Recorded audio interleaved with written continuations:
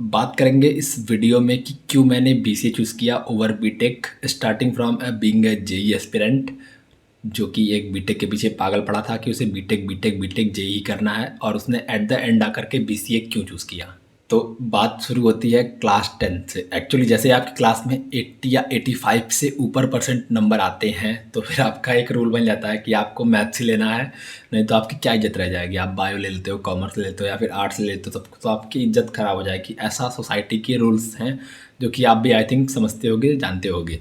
तो वही से मेरे साथ भी हुआ। मेरे बोर्ड में 10th बोर्ड में 88% आए तो फिर मैंने मतलब ले लिया खुशी खुशी मैथ।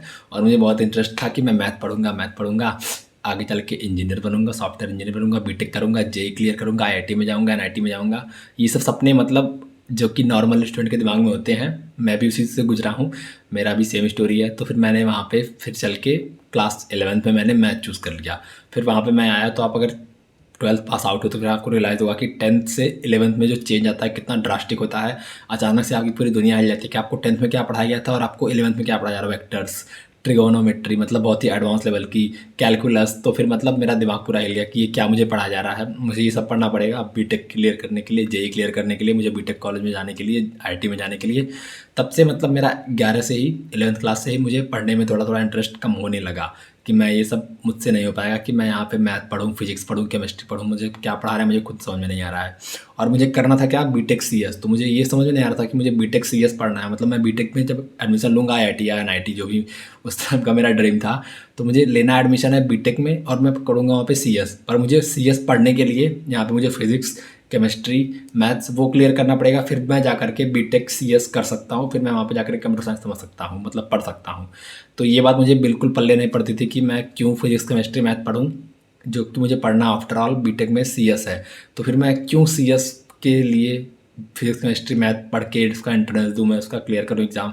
फिर भी मेरा 11 पूरा ऐसे ही था कि मतलब मैं मुझे जेई करना है, जेई करना है। मेरा प्लान ये था कि मैं 11th करूँगा, 12th करूँगा, उसके बाद मैं 12th के बाद 1 साल का ड्रॉप लूँगा, उसके बाद मैं 1 साल जेई की प्रिपरेशन करूँगा, उसके बाद मेरा आईआईटी में हो जाएगा। फिर मैं वहाँ से बीटेक करूँगा, 1 करोड़ पर एनम का पैकेज उठाऊँगा और वहाँ पे आराम से मज़े करूँगा।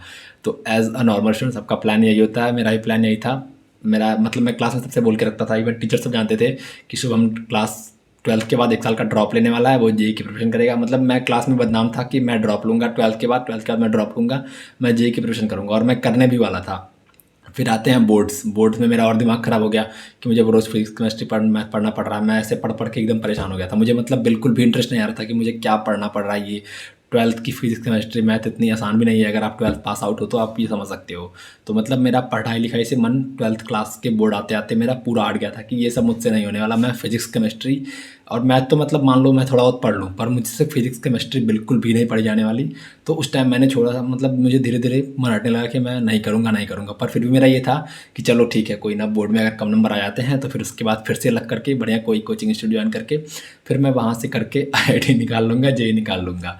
तो फिर मेरा वहाँ से गोल अलग शुरू हुआ। मैं अभी 12th का एग्ज़ाम होने के बाद इवन रिज़ल्ट थोड़ा आ गया था, मतलब रिज़ल्ट आने वाले थे उस तक, तब तक मेरा ये प्लान था कि मैं जेई में एडमिशन लूँगा। पर एक दिन मुझे मेरे सिस्टर ने बताया कि मतलब क्या करेगा आगे। तो मतलब मैंने बताया कि मैं सोच रहा हूँ बीटेक करूँ, जेई करूँ। तो उसने भी ड्रॉप लिया था, एक मतलब 1 साल का ड्रॉप लिया था। पर वो भी मतलब कॉलेज का गवर्नमेंट कॉलेज में सिलेक्शन हो गया था, पर वो गई नहीं फॉर सम रीज़न, वो मैं किसी बाद में बताऊँगा आपको। तो मतलब वो गई नहीं। तो फिर उसने मुझसे बोला कि तू मतलब बीसीए ट्राई कर ले, मतलब बीसीए भी एक अच्छा कोर्स है। मतलब उस टाइम तक मुझे बीसीए के बारे में एक्चुअली पता नहीं था। फिर मैंने ढूंढना शुरू किया कि बीसीए क्या है, बीसीए के बारे में जानकारी मतलब ली गूगल से, यूट्यूब से। तो मुझे पता चला कि अच्छा ये भी है। मतलब बीसीए पहली बात तो कोई भी कर सकता है कि आप मैथ से हो, कॉमर्स से हो, बायो से हो, आर्ट से हो, कुछ भी इसका लिमिटेशन नहीं है, आपके पास 50% आने चाहिए। और मेरे फॉर इन्फॉर्मेशन बोर्ड में 75 या 76 आए थे, मुझे एग्जैक्टली याद भी नहीं है। तो मेरे उतने नंबर आए तो फिर मैंने सोचा मेरा तो आराम से हो जाएगा। फिर मेरा मतलब उस टाइम से धीरे धीरे बीसीए के साइड में इंक्लाइन होने लगा। पर हाँ, उस टाइम मैंने बीच में जेई का एग्ज़ाम भी दिया था मेंस, और उसमें मैं गुस्से में सारे क्वेश्चंस उसके अटेम्प्ट करके आया था। और जब उसके रिजल्ट आए थे तो मेरे आए थे 2 परसेंटाइल, और उसका रिजल्ट मैं ढूंढ रहा हूँ आज तक, मैंने पता नहीं कहाँ रखा है। अगर वो ऑनलाइन किसी तरीके से अवेलेबल हो तो तुम लोग मुझे कमेंट में बताना, मैं वो ढूंढ करके आप सबको ज़रूर दिखाऊंगा अगर वो मुझे मिलता है।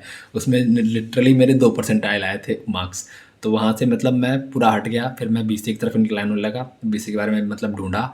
फिर मेरे यहाँ पे मेरे एरिया में, मैं गोरखपुर से हूँ, तो गोरखपुर यूनिवर्सिटी जो कि यहाँ का बेस्ट यूनिवर्सिटी आप मतलब आप कह सकते हो कि मतलब गोरखपुर एरिया में टॉप कॉलेज जो है वो डीडीयू गोरखपुर यूनिवर्सिटी ही है।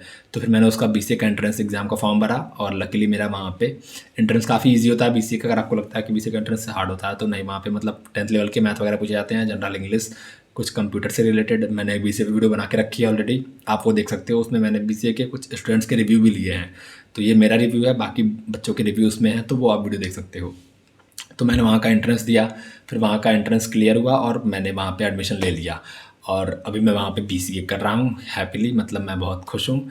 और वैसे भी अभी भी मुझे कोडिंग वगैरह में उतना इंटरेस्ट नहीं है, पर मैं एग्ज़ाम्स क्लियर करने के लिए और कॉलेज पर्सपेक्टिव से पढ़ लेता हूँ। बाकी मेरा मेन जो मुझे करियर करना है वो यूआई यूएक्स डिज़ाइन और प्रोडक्ट डिज़ाइन में है, तो फिर उससे रिलेटेड वीडियोज़ भी आती रहेंगी, बीसीए से भी आती रहेंगी। और आप लोगों को जो भी चाहिए, कॉलेज स्टूडेंट हो अगर, तो आपको जो भी वीडियोज़ चाहिए उस टाइप की वीडियोज़ मैं बनाऊँगा। आपको जो भी हेल्प चाहिए आप मुझसे कनेक्ट हो सकते हो, WhatsApp, Instagram, Twitter, Facebook, LinkedIn, जहाँ पे भी कंफर्टेबल हो। व्हाट्सअप पे भी इवन मेरा नंबर अब मैंने डाल के रखा है वेबसाइट पे। तो फिर अगर आपको मुझसे किसी भी टाइप की हेल्प चाहिए हो तो फिर आप मुझसे कनेक्ट हो सकते हो। तो ये थी मेरी बीसीए की स्टोरी। मैं जेई एस्पिरेंट बनने वाला था, पर मैं अब बीसीए स्टूडेंट बन चुका हूँ और मैं बहुत खुश हूँ कि मैंने ये डिसीजन लिया। अगर मैं बीटेक करता तो मैं बहुत ही परेशान होने वाला था, ये भी मुझे पता है। और मैं बहुत खुश हूँ। अगर आप भी सोच रहे हो कि आपको बीटेक करना चाहिए या फिर बीसीए, तो फिर आप बीसीए कर लो। एक मैं ट्रिक बताता हूँ आपको, अगर आपको कोई डिसीजन लेने में कोई प्रॉब्लम हो रही है, मतलब आप थोड़े कन्फ्यूज़ हो कि आपको क्या डिसीजन लेना है, कि मतलब कोई आपको 2 डिसीजन लेना है और आप कन्फ्यूज़ हो कि मैं कौन सा डिसीजन लूँ, तो पहले तो आप एक काम करो कि एक पेपर उठाओ, उस पे एक साइड उसके पॉजिटिव्स लिख लो, मतलब एक चीज़ है उसके पॉजिटिव नेगेटिव लिख लो, दूसरी साइड उसके पॉजिटिव नेगेटिव लिख लो। दोनों को एक बार पढ़ो, अच्छे से एनालाइज़ करो कि क्या क्या इसके पॉजिटिव्स हैं, क्या क्या इसके नेगेटिव्स हैं। फिर जाओ एक बार अपने आप को कमरे में बंद करो, उसके बाद एक सिक्का लेकर के जाना टॉस करने के लिए। टॉस करने के लिए बता रहा हूँ, टॉस मैं बता रहा हूँ, इसका टॉस करने का तरीका अलग है। आप कमरे में जाओ, वहाँ पे बैठो और वहाँ पे एक बार फिर से पढ़ो क्या क्या आपने लिख के रखे पेपर पे, क्या क्या उसके पॉजिटिव्स हैं, क्या क्या उसके नेगेटिव्स हैं, क्या क्या उसके नेगेटिव्स हैं, क्या क्या उसके पॉजिटिव्स हैं। उसके बाद आप सिक्का टॉस करो, फिर आपको देखना नहीं है सिक्का वो कि क्या आया है उस पर। आपको डिसीजन कैसे पता चलेगा? आप ये सोच रहे हो कि आपको डिसीजन कैसे पता चलेगा, जब आप देखोगे ही नहीं। आपको सिक्का देखना नहीं है। आप जैसे टॉस करते हो तो जब आपका सिक्का हवा में उड़ रहा होता है, मतलब जब आपने टॉस किया तो सिक्का आपका जब हवा में रहता है तो अंदर से एक आवाज़ आती है कि भाई हेड्स आ जाए, हेड्स आ जाए, टेल्स आ जाए, टेल्स आ जाए। मतलब अंदर से आपको एक आवाज़ आती है कि हेड्स आ जाए फिर टेल्स आ जाए। तो वो जो आवाज़ अंदर से आती है वही आपको एक्चुअल में करना होता है, आपकी चॉइस वही होती है एक्चुअल में। तो ये आप ट्राई करना। मैंने ट्राई किया, मैंने ये देखा था, एक वेब सीरीज़ है पिक्चर्स, उसमें देखा था। और ये मतलब एनालॉजी आप बोल लो, जो भी बोल लो, ये मुझे बहुत पसंद आया, तो मैंने सोचा आपके साथ शेयर कर दूँ। अभी जस्ट इंस्टेंटली आया, मैंने ये सोच के नहीं रखा था मैं वीडियो में बोलूँगा। तो फिर एक डिसीजन मेकिंग का बहुत अच्छा तरीका है। आप टॉस करो, जब आपका सिक्का हवा में रहता है तो आपके अंदर से एक आवाज़ आती है कि हेड्स आए या फिर टेल्स आए। तो आपने जो सोच के रखा है कि हेड्स पे ये आया, टेल्स पे, जो अंदर से आती है आवाज़, वो आपका एग्जैक्ट डिसीजन होता है। एनीवेज़, इस वीडियो के लिए बस इतना ही। आपको कोई हेल्प वगैरह चाहिए हो तो आप देख लो। और बाकी मेरे वीडियोज़ भी आप देख सकते हो कि कैसे मुझे बीसीए सेकंड ईयर में टायर 3 कॉलेज होने के बावजूद मुझे 5 लाख तक के जॉब के ऑफर्स आने लगे बीसीए सेकंड ईयर में। और भी मैंने काफ़ी सारी वीडियोज़ बना के रखी हैं जो कि आपके लिए हेल्पफुल हो सकती हैं। तो फिर आप देख सकते हो। अभी के लिए बाय, बाकी बाय बाय, जाओ काम करो या फिर मेरी वीडियो देख लो। बाय।